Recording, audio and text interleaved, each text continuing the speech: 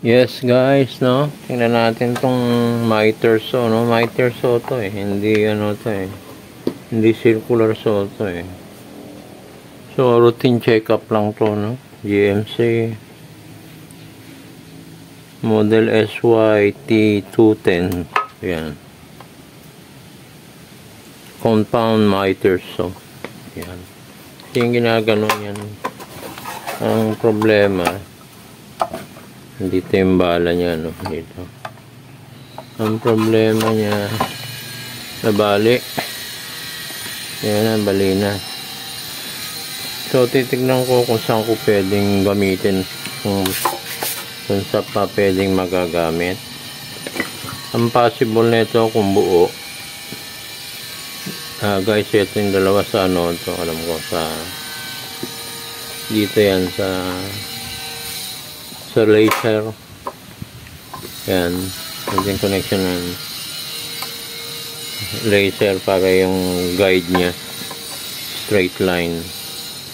So, tingnan muna natin, no? Inspection na. Mahirap mga nakatambak to, mga naulanan. Hindi natin alam, baka pagsaksak biglang bumigay. Mabuti mo lang ano natin.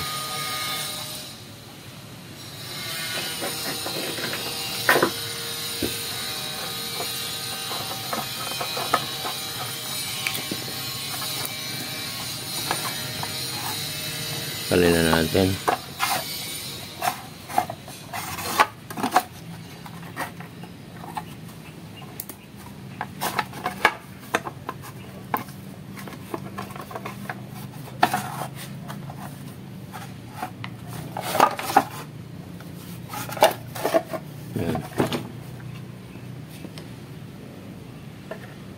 Guys, special screw to, no? Yung may hati sa gitna ito.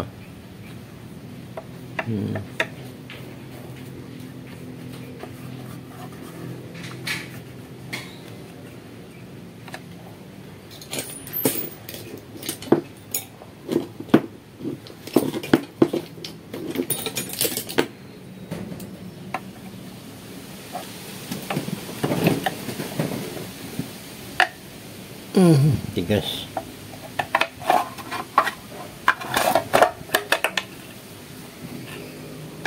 Guys, kinalawang na itong mga umuulan lakas ang anggi, bagyo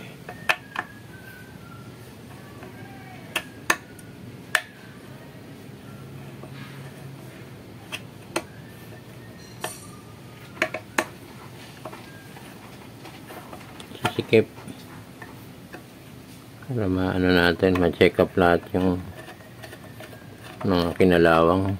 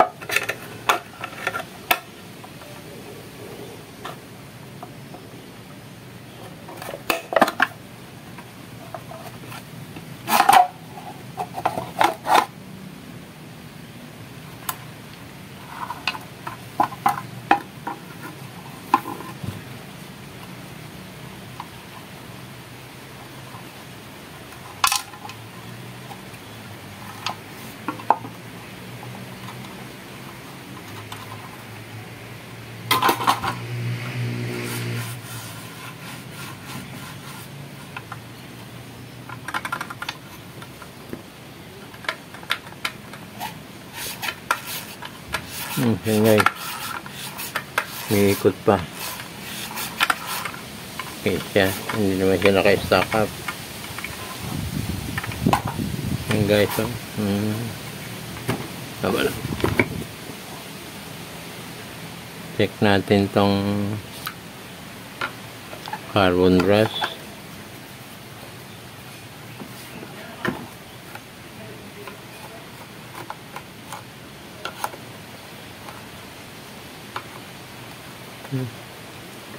Ayan.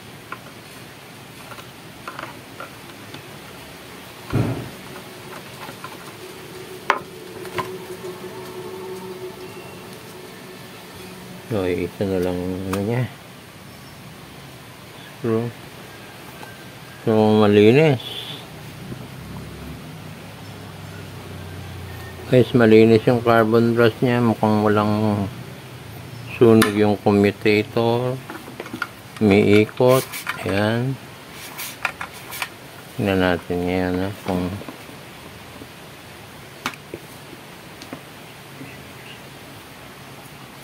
natin kung hindi siya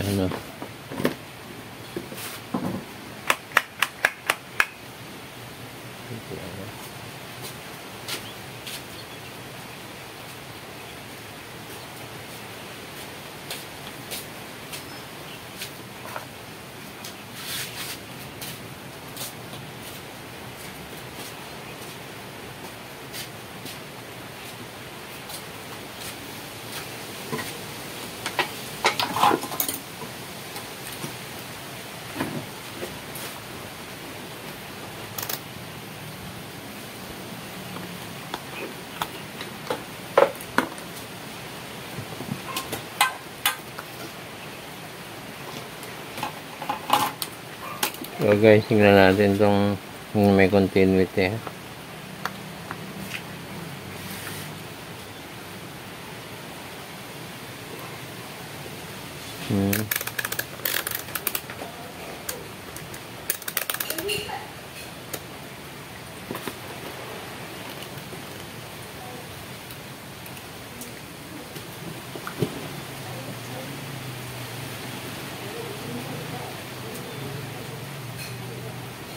Okay.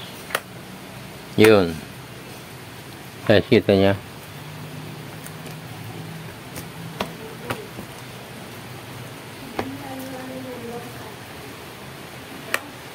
Yan, okay. So, complete circuit siya. May yung pinaka-loop niya. Okay. So, pwede natin isaksak to.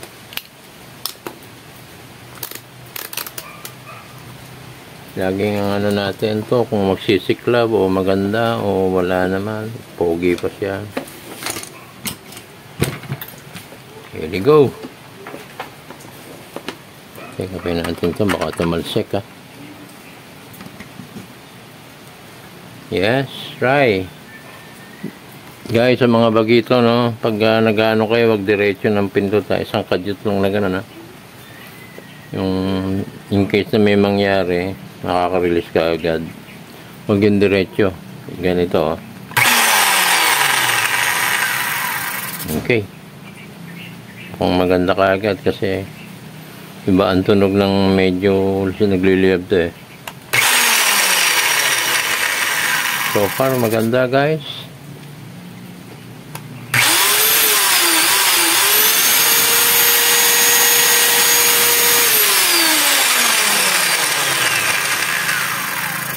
So guys, eto no. Tingnan nyo itong commutator. Pag walang siklab yan, maganda pa yan no? Yung walang spark.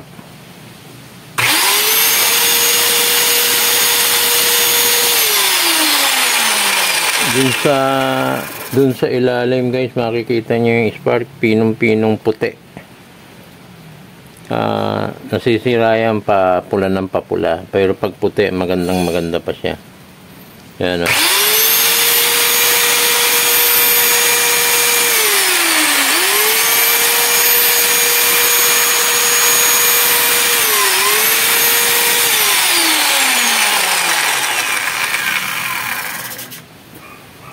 So guys, papakinabangan pa ito guys.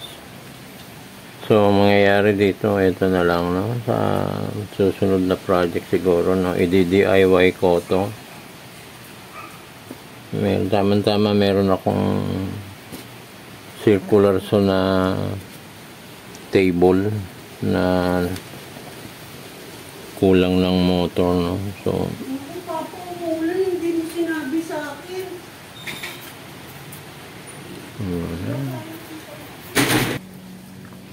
yeah, so guys, okay na ang unit, no? So babalikan natin to sa part 2. Ang pinaka ano ko dito gagawin ko circular saw. Meron akong table na aluminum na pang circular saw talaga, hindi ko lang makita. At na palagay ko na tatabunan ng mga ibang unit. So siguro by part 2 nito, no? Saka lalagyan ko na rin ng mga bracket yun. Ito na siya hindi ko ma-trace ngayon eh. Susunod na para pagkuha ko naka-prepare na, kabit na lang ng kabit.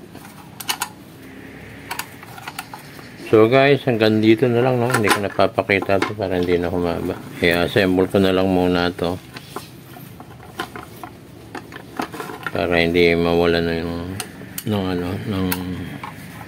para hindi mawala yung mga parts, kasi pag iniwanan ko din wahiwalay na naman yan. So guys, thank you for watching and please subscribe and support my channel, Dad Techmec. Bye.